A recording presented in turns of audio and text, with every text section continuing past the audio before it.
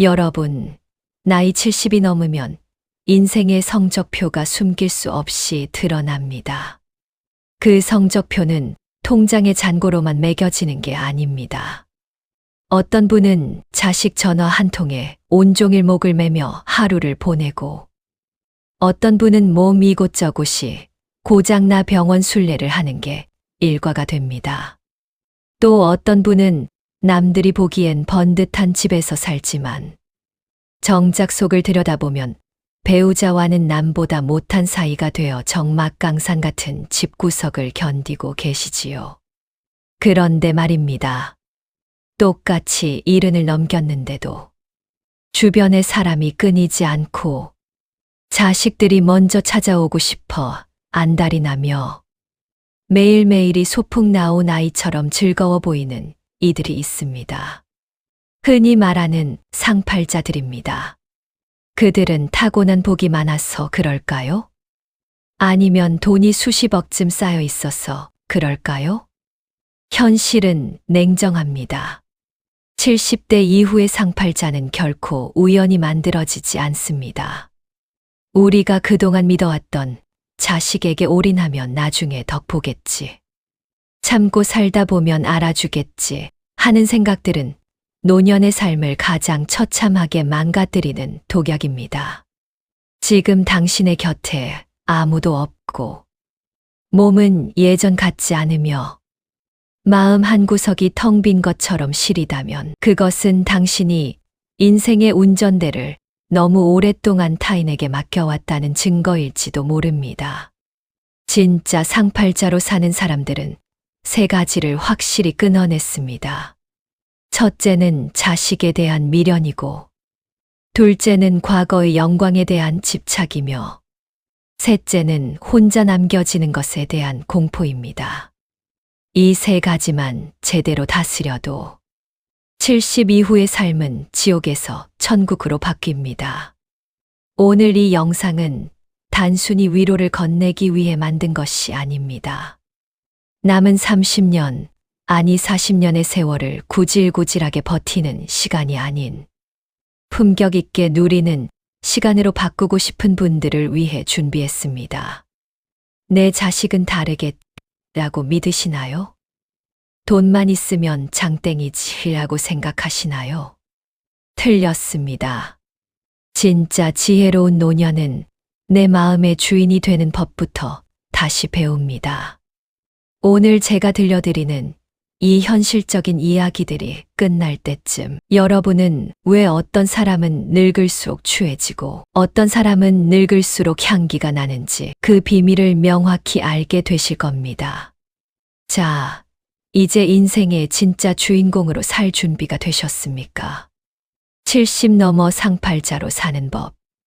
그 품격 있는 지혜의 문을 지금 바로 열겠습니다. 제1장, 자식은 내 몸을 빌려온 귀한 손님일 뿐입니다. 여러분, 혹시 오늘도 휴대폰 화면만 멍하니 바라보고 계시지는 않습니까? 자식에게 보낸 안부 문자 옆에 숫자 1이 사라졌는지, 답장은 언제 오는지, 혹시 내 목소리가 듣기 싫은 건 아닌지, 노심초사하며 하루를 보내고 계시다면 오늘 이 이야기를 꼭 가슴에 새기셔야 합니다. 70 넘어 진짜 상팔자로 사는 사람들은 자식이라는 존재를 대하는 태도부터가 근본적으로 다릅니다. 그들은 자식을 내 몸의 일부가 아니라 잠시 내 집에 머물다 간 귀한 손님으로 대접합니다. 손님이 떠날 때 억지로 붙잡는 주인은 추해 보이기 마련이지요. 노년의 품격은 바로 그 뒷모습에서 결정됩니다. 우리는 흔히 자식 잘 되는 게 내 행복이라 말하며 평생을 바쳤습니다. 입고 싶은 것 참아가며 학비 대고 본인들 살기 바쁘다니 손주들까지 도맡아 키워주며 헌신했습니다. 그런데 돌아오는 건 무엇입니까? 어머니, 요즘 세상은 그래요. 아버지는 잘 모르시잖아요. 라는 서운한 말투뿐입니다. 이때 서운함이 가슴을 치고 올라온다면 그것은 당신이 자식에게 투자를 했기 때문입니다. 사랑이 아니라 거래를 한 것이지요. 내가 이만큼 해줬으니 너희도 이만큼은 해야 한다는 무의식적인 보상 심리가 당신의 노년을 지옥으로 만듭니다. 70 넘어 웃으며 사는 이들은 일찍이 계산기를 던져버린 사람들입니다. 도덕경에 이런 말이 있습니다. 공을 이루었으면 물러나는 것이 하늘의 도리다. 자식을 훌륭하게 키워 독립시켰다면 당신의 임무는 거기서 끝난 것입니다. 그 이후의 삶은 오로지 당신의 것이어야 합니다. 상팔자인 노인들은 자식의 삶에 간섭이라는 덫을 놓지 않습니다. 자식이 사업에 실패하든 부부싸움을 하든 그것은 그들이 겪어야 할 그들만의 인생 공부임을 인정해야 합니다. 곁에서 안달복달하며 대신 아파해 준다고 해결될 일은 하나도 없습니다. 오히려 당신의 그런 걱정은 자식에게는 무거운 부채감이 되고 결국엔 당신을 피하게 만드는 보이지 않는 벽이 될 뿐입니다. 진짜 지혜로운 부모는 자식에게 뒷방 늙은이 취급을 당하기 전에 스스로 귀한 어른의 자리를 찾아갑니다. 자식이 연락 없다고 서운해할 시간에 맛있는 차 한 잔을 스스로 대접하고 가까운 공원을 산책하며 계절의 변화를 만끽하십시오. 당신이 스스로 행복해 보일 때 자식들은 비로소 안도하며 당신의 곁으로 다가옵니다. 구걸하는 사랑은 결코 오래 가지 못합니다. 맹자는 사람은 반드시 스스로를 업신여긴 뒤에야 남이 그를 업신여긴다고 했습니다. 내가 나를 자식에게 매달리는 가여운 존재로 만들면 자식 또한 나를 그렇게 대하게 됩니다. 한번 생각해 보십시오. 자식이 당신의 인생 전부는 아닙니다. 당신이 자식의 부모이기 전에 한 명의 인간으로서 가졌던 꿈과 열정은 어디로 갔습니까? 70세는 그 잊었던 자아를 되찾기에 가장 완벽한 나이입니다. 이제 자식이라는 짐을 내려놓으십시오. 그들은 이미 성인이 되었고 그들만의 거친 바다를 헤쳐나갈 힘이 있습니다. 당신이 해줄 수 있는 가장 큰 축복은 나는 너 없이도 충분히 즐겁고 평안하다는 모습을 보여주는 것입니다. 그것이 자식에게 줄 수 있는 마지막이자 최고의 유산입니다. 냉정하게 들릴지 모르지만 죽을 때 곁을 지키는 것은 자식이 아니라 당신이 평생 가꿔온 당신의 마음가짐입니다. 자식에게 쏟았던 그 지극정성 중 딱 절반만 당신 자신에게 쏟아보십시오. 좋은 옷을 입고 좋은 음식을 먹으며 배우고 싶었던 것을 시작해 보십시오. 당신의 삶이 향기로 가득 차면 자식이라는 나비는 부르지 않아도 날아오게 되어 있습니다. 상팔자는 하늘이 주는 운명이 아니라 자식을 놓아줌으로써 비로소 얻게 되는 자유의 다른 이름입니다. 오늘부터 자식이라는 이름의 족쇄를 풀고 오직 당신만을 위한 품격 있는 하루를 설계해 보시길 바랍니다. 당신은 그럴 자격이 충분한 사람입니다. 제2장 입은 닫고 주머니는 여는 품격의 미학. 여러분, 나이가 들수록 가장 무서운 적이 무엇인지 아십니까? 외로움이라고들 하지만 사실 그 외로움을 스스로 자초하는 가장 큰 원인은 바로 우리의 입에 있습니다. 흔히들 노년의 지혜는 입을 닫는 데서 시작되고 노년의 인격은 주머니를 여는 데서 완성된다고 말합니다. 70을 넘겨 진정한 상팔자로 사는 사람들을 가만히 지켜보십시오. 그들은 결코 목소리를 높여 자신의 과거를 자랑하거나 남을 가르치려 들지 않습니다. 대신 상대의 말을 경청하며 넉넉한 미소로 화답하고 헤어질 때 슬며시 밥값을 계산하는 뒷모습을 보여줍니다.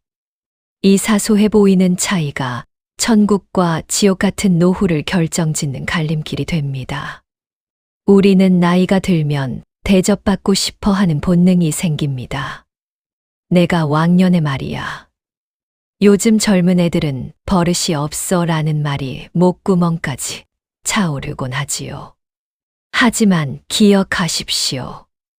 당신이 내뱉는 과거의 영광은 듣는 이에게는 지루한 소음에 불과합니다. 탈무드에는 이런 지혜가 담겨 있습니다. 말하기는 지식의 영역이고 듣기는 지혜의 영역이다. 지식은 뽐내고 싶어 하지만 지혜는 품어주려 합니다. 70년 넘게 세상을 살아온 당신이 구구절절 설명하지 않아도 당신의 인품은 이미 눈빛과 태도에서 배어 나옵니다. 말을 아끼는 것은 단순히 침묵하는 것이 아니라 상대방이 마음껏 이야기할 수 있는 공간을 내어주는 가장 고귀한 배려입니다. 반대로 입은 무거워야 하지만 주머니는 가벼워야 합니다. 돈을 아껴서 자식에게 물려주겠다는 생각, 혹은 노후 자금을 한 푼이라도 더 쥐고 있어야 대접받는다는 강박에서 이제는 벗어나야 합니다. 인색한 노년만큼 추한 모습은 없습니다. 물론 큰 돈을 쓰라는 말이 아닙니다. 함께 차를 마실 때 먼저 차값을 내고 손주들을 만날 때 기분 좋게 용돈 몇만 원을 건넬 수 있는 마음의 여유를 말하는 것입니다. 곳간에서 인심 난다는 옛말은 틀린 게 하나 없습니다. 당신이 기꺼이 베푸는 그 작은 성의가 사람들의 마음을 열고 당신을 잔소리꾼 노인이 아닌 멋진 어른으로 기억하게 만듭니다. 공자는 덕이 있는 사람은 외롭지 않으며 반드시 이웃이 있다고 했습니다. 여기서 덕이란 거창한 것이 아닙니다. 남의 허물을 보고도 모른 척 덮어주는 관대함, 그리고 인색하지 않은 넉넉함입니다. 70대 상팔자들은 돈을 움켜쥐는 법보다 잘 쓰는 법에 집중합니다. 내가 번 돈을 나를 위해, 그리고 사랑하는 사람들을 위해 기쁘게 소모하는 것이야말로 진정한 부의 완성입니다. 죽을 때 가져갈 수도 없는 재물을 지키느라 주변 사람들에게 인색하게 굴면 결국 남는 것은 텅 빈 통장과 더 텅 빈 가슴뿐입니다. 돈을 아끼려다 사람을 잃는 것만큼 어리석은 노후는 없습니다. 또한 입을 닫는다는 것은 비판을 멈춘다는 뜻이기도 합니다. 세상은 변했습니다. 당신이 살았던 시대의 잣대로 지금의 세상을 재단하려 하지 마십시오. 며느리의 살림 방식이 맘에 안 들고 젊은이들의 옷차림이 눈에 거슬려도 그저 허허 하고 웃어 넘기십시오. 입은 재앙의 문이요. 혀는 몸을 베는 칼이다라는 명심보감의 구절을 늘 가슴에 새겨야 합니다. 비판하고 가르치려 드는 순간 당신 주변의 벽은 높아지고 사람들은 멀어집니다. 반면 입을 닫고 경청하는 노인 곁에는 지혜를 구하려는 사람들이 자연스레 모여듭니다.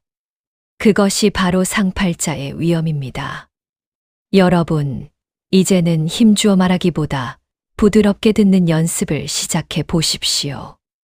그리고 아끼기만 했던 지갑을 조금 더 너그럽게 열어보십시오. 사람들은 당신이 얼마나 똑똑한지보다 당신이 얼마나 따뜻한 사람인지를 기억할 것입니다. 말수는 줄이고 베풀문 늘리는 살. 그것이 70 넘어 당신의 노년을 빛나게 할 가장 확실한 투자입니다. 품격 있는 노년은 화려한 옷차림에서 나오는 것이 아니라 정제된 언어와 넉넉한 손길에서 완성된다는 사실을 잊지 마시기 바랍니다. 닫힌 입과 열린 주머니야말로 당신을 진정한 상팔자의 길로 인도하는 황금 열쇠가 될 것입니다. 제3장 아픈 곳과 친구가 되는 노년의 건강 철학. 여러분, 오늘도 아침에 눈을 뜨며 여기저기 쑤시고 결리는 몸 마디마디를 체감하셨습니까? 어제는 무릎이 말썽이더니 오늘은 허리가 끊어질 듯 아프고 눈은 침침해져 세상이 안개 낀 듯 보일 때면 문득 서글픈 마음이 밀려오곤 합니다. 나도 이제 다 됐구나. 살아서 뭐 하나 하는 한탄이 입 밖으로 새어 나오기도 하지요. 하지만 여러분, 70을 넘겨 진짜 상팔자로 사는 사람들은 몸의 고통을 대하는 태도부터가 예사롭지 않습니다. 그들은 아픈 곳을 몰아내야 할 적군으로 보지 않고 평생 나를 지탱해온 고마운 몸이 보내는 쉼의 신호로 받아들입니다. 즉, 아픈 곳과 기꺼이 친구가 되는 지혜를 발휘하는 것이지요. 흔히들 건강이 최고라고 말하지만 70대 이후의 건강은 20대의 팔팔함과는 결이 달라야 합니다. 이 나이에 아무 데도 안 아프기를 바라는 것은 욕심이자 순리에 어긋나는 일입니다.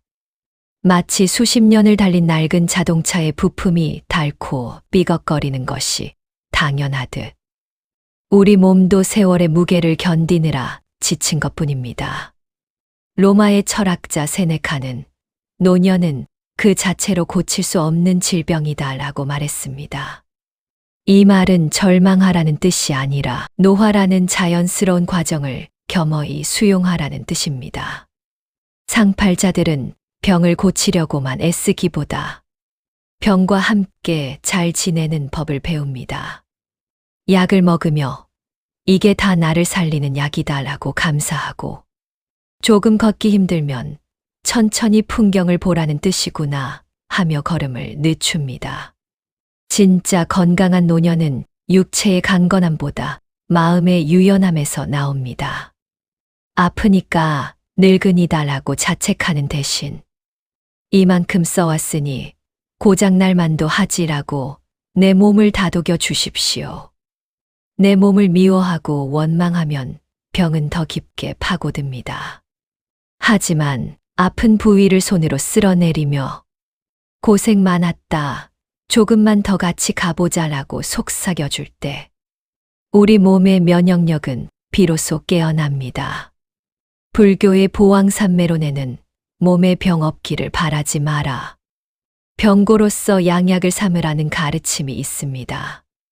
고통이 있기에 삶의 소중함을 깨닫고 아픔이 있기에 타인의 슬픔에 공감할 수 있는 법입니다. 상팔자들은 이 아픔을 통해 인생의 깊이를 더해가는 사람들입니다. 또한 70대 상팔자들은 관리하는 즐거움을 압니다. 완치라는 불가능한 목표 대신 오늘 하루 내가 할 수 있는 작은 습관에 집중합니다. 아침에 일어나 따뜻한 물 한 잔을 마시는 정성, 무리가 가지 않는 선에서 동네 한 바퀴를 천천히 걷는 끈기, 그리고 정갈하게 차린 식단을 소중히 대하는 태도가 그들의 품격을 만듭니다. 그들은 이제 와서 운동한다고 뭐가 달라지겠어 라고 포기하지 않습니다. 오히려 오늘의 걷기 한 걸음이 내일의 독립된 삶을 결정한다는 사실을 잘 알고 있습니다. 거창한 헬스장에 가지 않아도 좋습니다. 집 앞에 나무 한 그루를 바라보며 깊게 숨을 들이마시는 것만으로도 당신의 생명력은 다시 꿈틀거릴 것입니다. 여러분, 노년의 주름은 인생이라는 치열한 전장에서 살아남은 훈장이며 굽은 허리는 삶의 무게를 묵묵히 짊어져 온 숭고한 곡선입니다. 아픈 곳이 생겼다는 것은 그만큼 당신이 열심히 살아왔다는 증거입니다. 그러니 몸의 통증을 부끄러워하거나 숨기지 마십시오. 죽을 날만 기다린다는 비관적인 말은 당신의 생기를 갉아먹는 가장 무서운 암세포입니다. 대신 오늘도 숨 쉴 수 있어 고맙다는 긍정의 기운을 몸속 가득 채우십시오. 법정 스님은 아름다운 마무리는 삶에 대해 감사하는 것이라 하셨습니다. 내 몸의 아픈 곳까지 사랑하고 감사할 때, 비로소 육체의 고통을 초월한 진정한 건강과 평온이 찾아옵니다. 상팔자는 병원에 한 번도 안 가는 사람이 아닙니다. 병원을 제 집 드나들듯 하더라도 마음만큼은 꺾이지 않는 사람.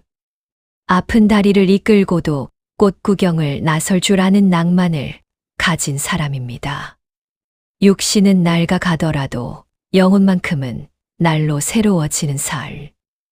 그것이 70 이후 우리가 지향해야 할 진정한 건강의 철학입니다. 오늘 밤 잠자리에 들기 전 당신의 아픈 무릎과 허리를 가만히 어루만져 주십시오. 그리고 말해 주십시오. 오늘도 수고했다, 친구야. 내일도 우리 잘 지내보자. 그 따스한 위로 한마디가 세상 그 어떤 명약보다 당신을 더 힘차게 일으켜 세워줄 것입니다. 제4장, 나를 위해 차리는 단정한 식탁과 일상의 기적. 여러분, 혹시 혼자 계실 때 식사를 어떻게 해결하시나요? 자식들 다 떠나고 배우자와 단둘이 있거나 혹은 홀로 남겨진 시간. 나 하나 먹자고 뭘 차려 하며 물에 밥 말아 대충 때우고 계시지는 않습니까? 누군가 차려주기만을 기다리며 무기력하게 TV 앞에 앉아 계신가요? 70 넘어 진짜 상팔자로 사는 사람들은 결코 자신을 홀대하지 않습니다. 그들은 아무도 보는 이 없는 방 안에서도 자신을 위해 정갈한 식탁을 차리고 깨끗한 옷을 입으며 단정한 일상을 유지합니다. 왜냐하면 나를 귀하게 대접할 줄 아는 사람만이 세상으로부터 그리고 자식으로부터 귀한 대접을 받는다는 천금 같은 진리를 알고 있기 때문입니다. 진정한 노년의 품격은 남에게 보여주는 화려함이 아니라 나 자신과 단둘이 있을 때의 태도에서 결정됩니다. 혼자 먹는 밥이 무슨 맛이냐고 한탄하지 마십시오. 오히려 혼자이기에 비로소 온전히 음식의 맛을 느끼고 내가 좋아하는 반찬을 눈치 보지 않고 즐길 수 있는 축복의 시간입니다. 예쁜 그릇을 꺼내 음식을 담고 갓 지은 밥의 온기를 느끼며 스스로에게 오늘도 고생했다, 맛있게 먹자라고 인사를 건네보십시오. 헤르만 헤세는 혼자라는 것은 부끄러운 일이 아니다. 그것은 하나의 능력이다라고 말했습니다. 스스로를 대접하는 식탁은 단순히 배를 채우는 행위가 아니라 내 영혼을 다독이는 가장 숭고한 의식입니다. 상팔자들은 또한 단정한 일상의 힘을 믿습니다. 나이가 들수록 몸가짐과 주변 환경을 정돈하는 것이 중요합니다. 외출할 일이 없어도 아침이면 세수를 하고 머리를 빗으며 구겨진 옷보다는 깨끗하게 세탁된 옷을 입으십시오. 집안 구석구석 쌓인 먼지를 닦아내고 불필요한 물건을 비워내는 과정은 내 마음속의 찌꺼기를 씻어내는 것과 같습니다. 공자는 군자는 혼자 있을 때에도 도리에 어긋남이 없도록 몸가짐을 단정히 한다는 신독의 미덕을 강조했습니다. 누가 보지 않아도 나 자신 앞에서 떳떳하고 단정한 노년은 굳이 말을 하지 않아도 범접할 수 없는 아우라를 풍깁니다. 그것이 바로 돈으로 살 수 없는 노년의 기품입니다. 고독을 즐기는 법을 배우는 것도 상팔자의 필수 조건입니다. 외로움은 타인이 채워주지 못해 생기는 갈증이지만 고독은 나 자신과 깊이 대화하며 채워가는 충만함입니다. 70세는 그동안 남을 위해 사느라 뒷전으로 밀려났던 진짜 나와 만날 수 있는 황금 같은 시간입니다. 평소 읽고 싶었던 책을 펼쳐들고 좋아하는 음악을 크게 틀어놓고 창가에 앉아 흘러가는 구름을 바라보는 그 고요한 순간들이 당신의 노년을 풍요롭게 만듭니다. 배우는 사람은 늙지 않는다는 말이 있듯 새로운 취미를 시작하거나 작은 배움을 이어가는 일상은 치매 예방을 넘어 당신의 삶에 생생한 생동감을 불어넣어 줄 것입니다. 여러분, 인생의 가을은 열매를 맺는 시기이지 시들어가는 시기가 아닙니다. 오늘 하루를 어떻게 보냈느냐가 모여 당신의 남은 30년을 결정합니다. 남이 차려주는 밥상, 남이 건네는 위로에 목매지 마십시오. 당신은 충분히 스스로를 행복하게 만들 능력이 있는 사람입니다. 법정 스님은 아무것도 갖지 않았을 때 비로소 전체를 갖게 된다고 하셨습니다. 욕심을 비우고 지금 이 순간 내 앞에 놓인 소박한 일상을 소중히 여길 때 당신은 세상 그 누구도 부럽지 않은 상팔자가 됩니다. 오늘 저녁 당신 자신을 위해 가장 예쁜 컵에 따뜻한 차 한 잔을 따라 보십시오. 그리고 거울 속에 당신에게 환한 미소를 지어 보이며 속삭이십시오. 지금의 내 모습이 가장 아름답다고 말입니다. 당신의 품격 있는 일상이 모여 세상에서 가장 빛나는 노년의 드라마가 완성될 것입니다. 70 이후의 삶, 이제 당신이 써 내려갈 진짜 상팔자의 이야기가 시작됩니다.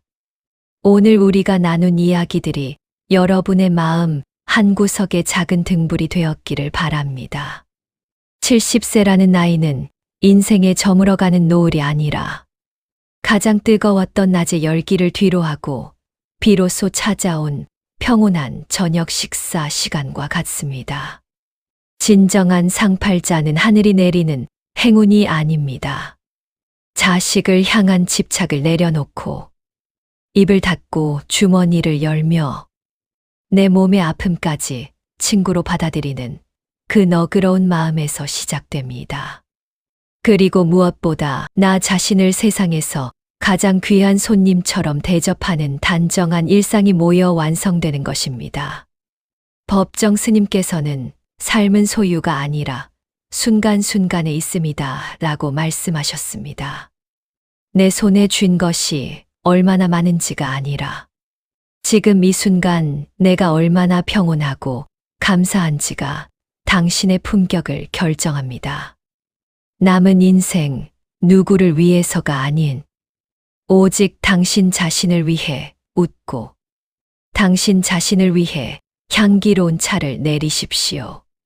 당신은 그럴 자격이 충분하며 지금까지 성실히 살아온 것만으로도 존경받아 마땅한 분입니다. 오늘 밤 거울 속의 나에게 참 잘 살아왔다. 고맙다는 인사를 꼭 건네보시길 바랍니다. 언제나 당신의 평온한 노후를 응원하겠습니다. 긴 시간 함께 해주셔서 고맙습니다. 이 영상이 마음에 드셨다면 구독, 좋아요 부탁드립니다.